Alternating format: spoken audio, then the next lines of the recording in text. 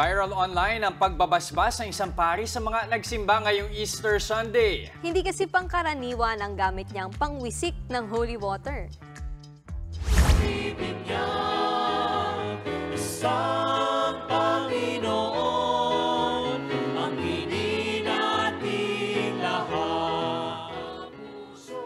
Yan ang healing priest na si Father Joseph Fallier na sa kamay ni Jesus Parish sa Lucena, Quezon. Dala-dala ang water spray, inikot niya ang buong simbahan para magbasbas ang holy water sa mga dumalo sa misa. Nagmistulang halamang diniligan ng mga deboto. Ayon sa pari, pinili niya ang ganitong paraan para mas maraming maabot ang kanyang pagbebendisyon. Mga kapatid, Jess De Los Santos po. Iba na ang may alam at may pakialam sa panahon ngayon. Para sa tuloy-tuloy na balitaan sa Frontline kahit weekend, mag-follow at mag-subscribe